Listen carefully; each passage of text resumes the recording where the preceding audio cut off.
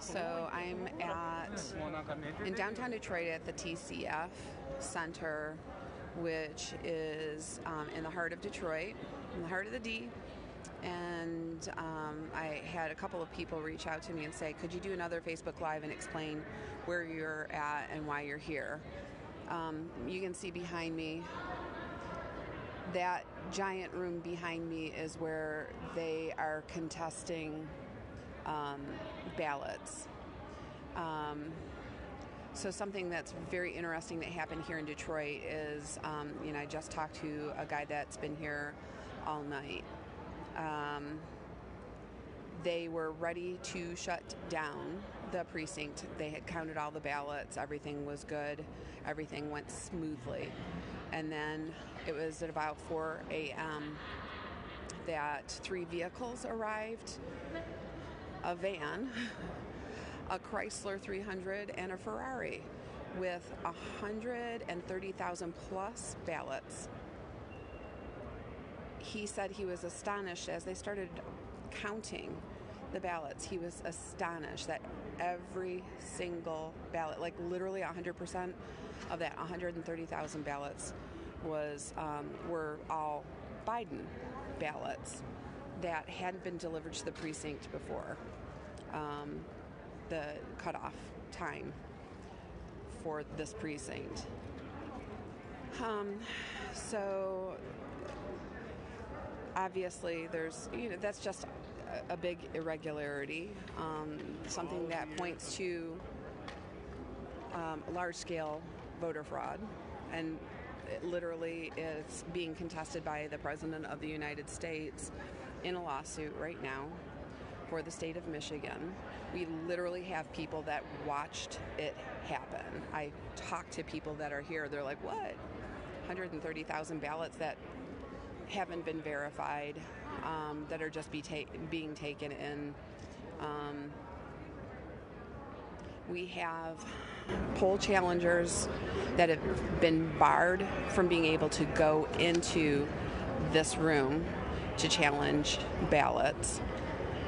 We've had GOP members removed from the room.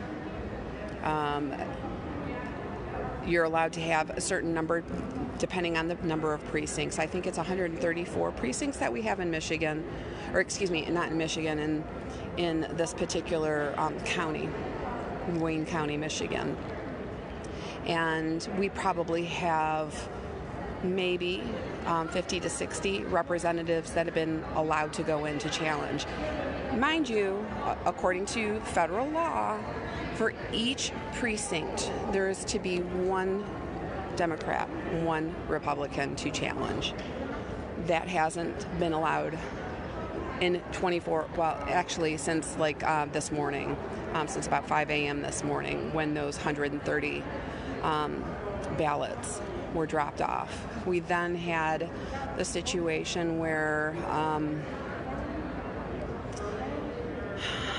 at one point that people here in Detroit who are poll challengers or poll watchers were being barred from the building based on an order from the governor and the Michigan Department of Health and Human Services, saying that capacity limits had been met. Now, mind you, that room had capacity limits. We didn't have the number of people that we were allowed to by law that we were supposed to have in the room. The rest of the building, I'm in a 40,000 square foot building. 40,000, or is it 400,000 square feet? Very, very, very big. Cobo, it's the old Cobo Arena. And we're spread out all over. I can run down the hall naked. I'm not going to do that, don't worry. But I could, and not be seen by anybody. I could pick a hall. That's how not populated it is. So that we have the Michigan Department of Health and Human Services treating this like it's any regular day, not a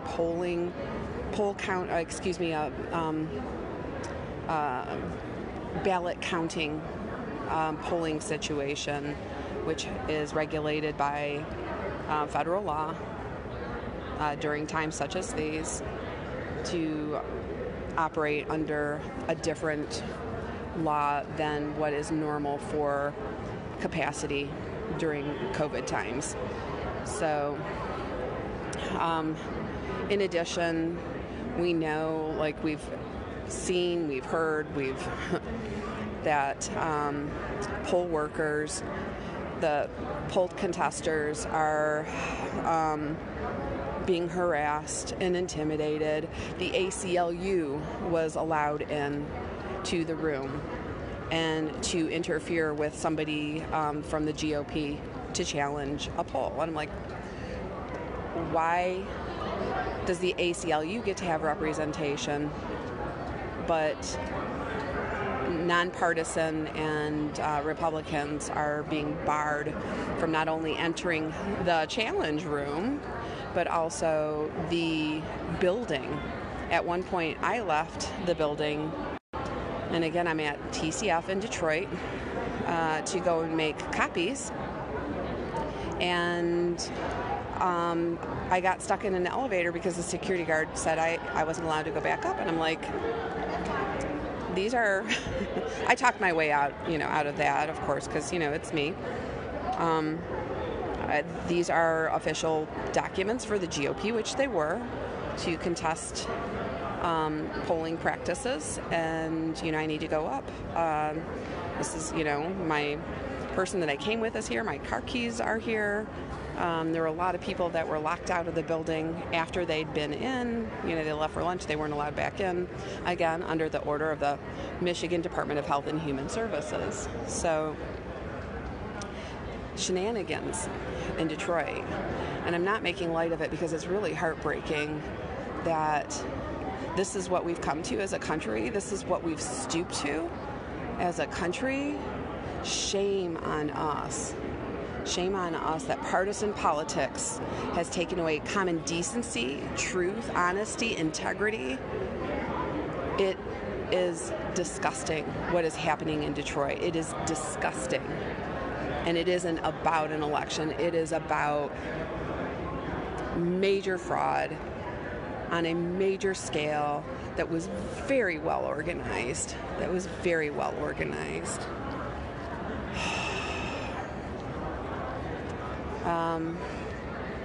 So I'm just going to reverse the angle on the camera so that you guys can kind of see what's going on.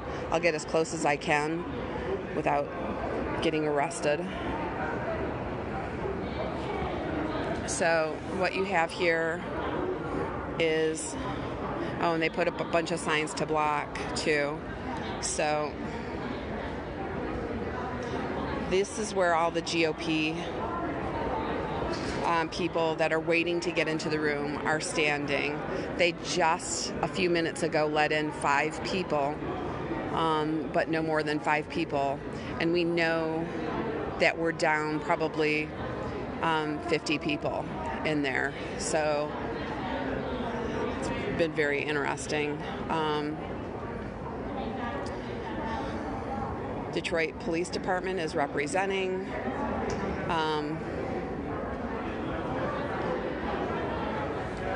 Again, when I got stuck in the elevator with the security guard told me that it was the management company for TCF Center that was making the call on locking people out. And so I tracked that person down and I talked to him, and I have his business card.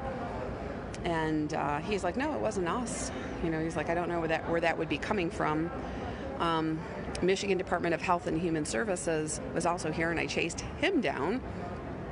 And I talked to him, and he's like, well, I don't know voting laws. And I'm like, well, why are you here trying to regulate? Because this is a voting situation. This is a poll counting location. This is not business as usual.